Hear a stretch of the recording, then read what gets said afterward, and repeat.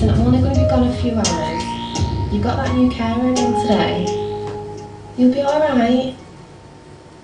I don't want you to go. Oh, that'll be her now.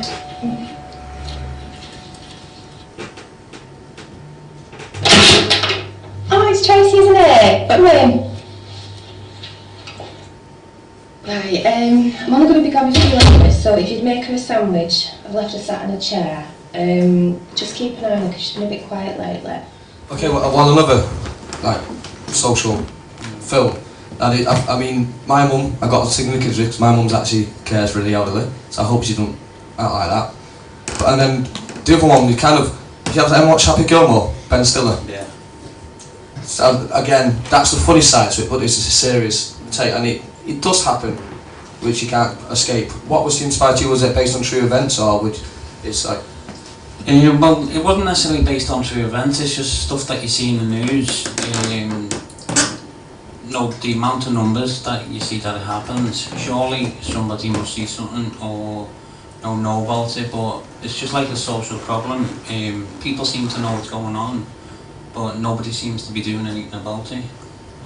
So I just thought we'd try and do something, to try and make it like a little bit of an awareness. Was you tempted to? I mean, because of the sandwich in the corner, was you tempted to do something a bit more severe to show the abuse, or? Well, as I say, I wanted to make it like more suggestive, rather than the physical side. Is as if what could happen. If I threw in a few things in it, the likes of, oh, she's not herself. I think it's a condition getting worse. So there's too many labels out there. Oh, she's quiet because of this. She's quiet because of that. I say people just need to open their eyes a bit. I mean, it's like Adam, introvert, very inside himself for different reasons. I mean, as an actress playing that character, how did you prepare for that sort of woman who's isolated and frightened? Well, when Mark asked me if I would do it and sent me the script, I thought, for somebody so young as he, to think about this kind of thing that does go on, and I thought the awareness of this really, really strong, and I thought people should, when they have carers, I tried to portray the fear in the eyes when the daughter asked, if you've got the same carer, you're going to be alright. And I was kind of, she said, she's nice, isn't she? I wasn't nodding, saying yes.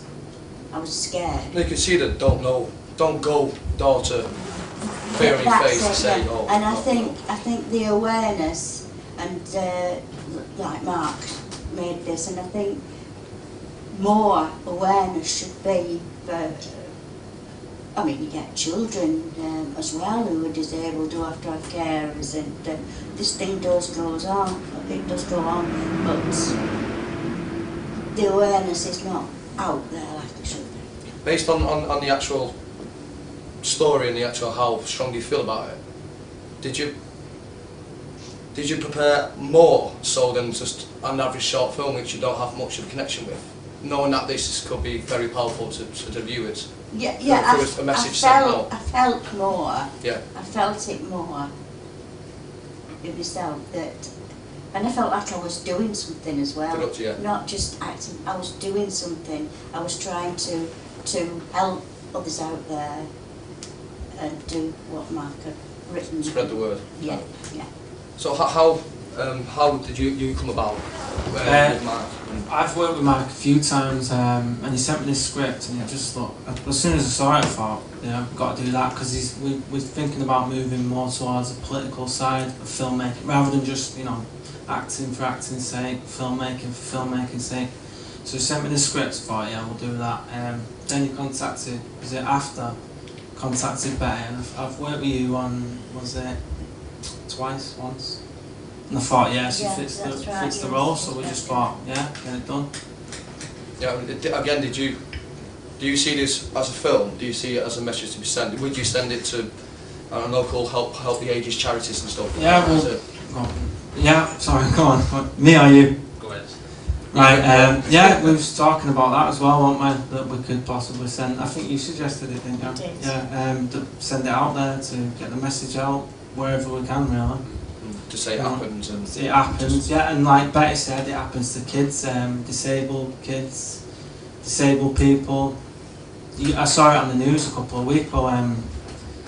Some carers throwing like talc into the old woman's face, and they got off of it. I don't know whether they didn't get a prison sentence, but don't know whether they got off of it fully. But they walked out, you know, and it was disgusting. So it's English justice system, I suppose. there you go. There you go. I'm going to throw it out to the audience. Any questions here? I can't see because of lights. I know. Oh, anyone? Going once. Oh, here we go. Okay. Again, for me, I think this comes down to how the country is structured in a way, in terms of economics, because I've seen a lot of these cases on, just watching Northwest Tonight. You're aware that this goes on, and it's a serious issue. But these people are working for private companies. And I'm not going to try and excuse what they do, because it's horrible abuse. But I just think if we took more care in how we, fund the care system, I think it would help to eradicate this kind of problem.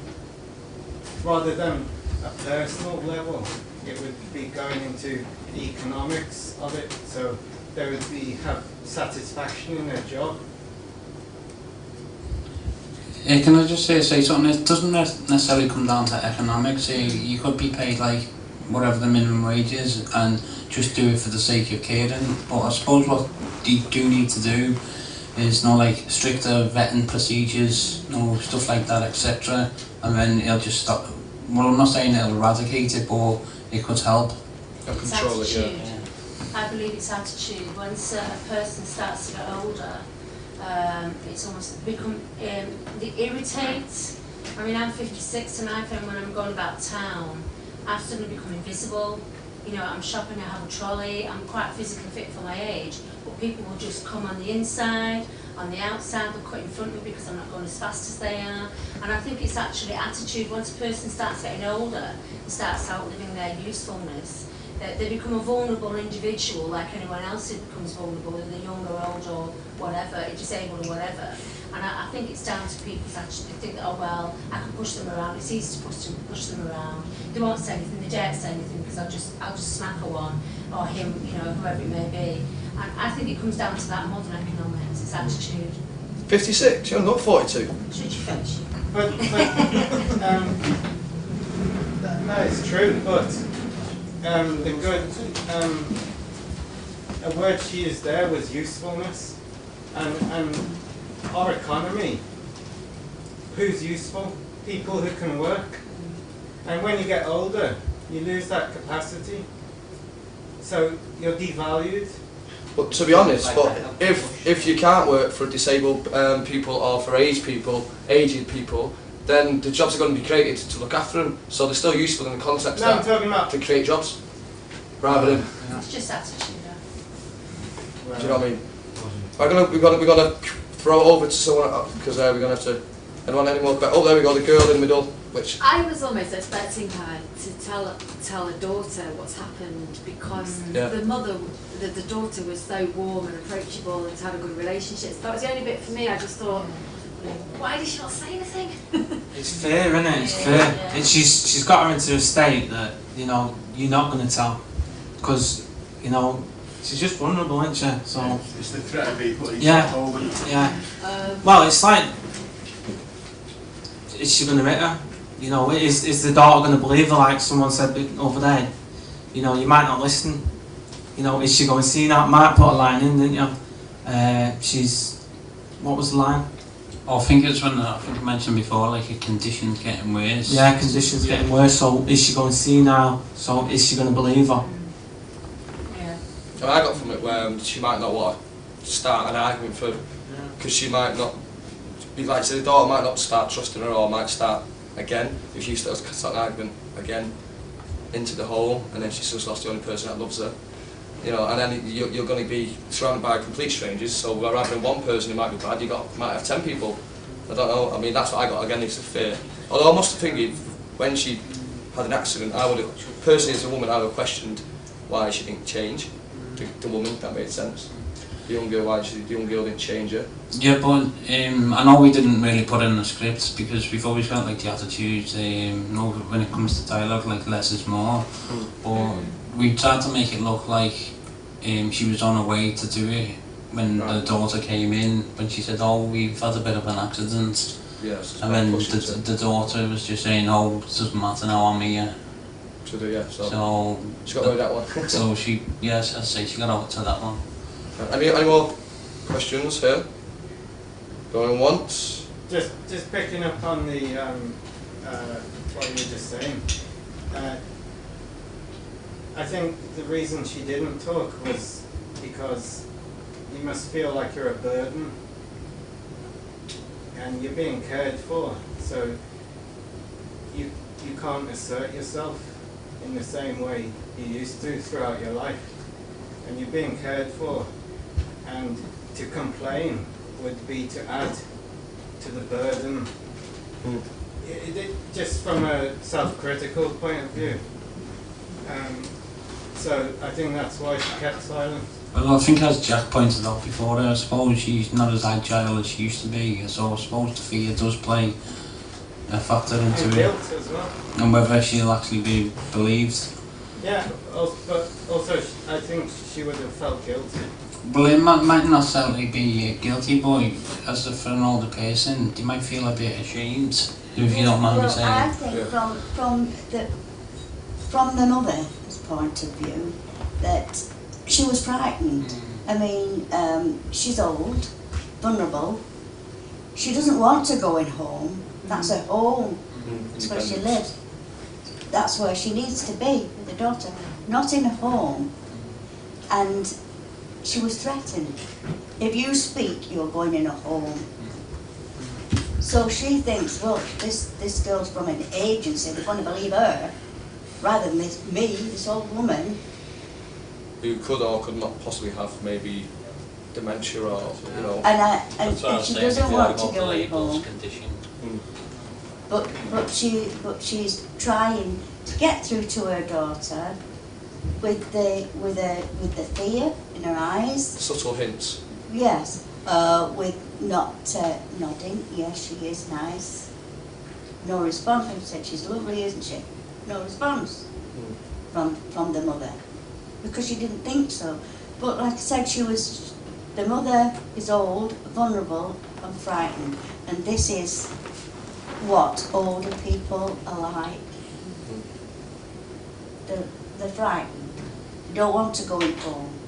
Yeah, it's completely destroys independence. What little independence they may or may not have. So. And it is the fear that they don't speak. That is why they don't speak. Cool. Any more questions? I'm gonna have my magic hammer here. Going once, going twice. Sold. There we go. Well, thank you very much anyway. Thanks for watching.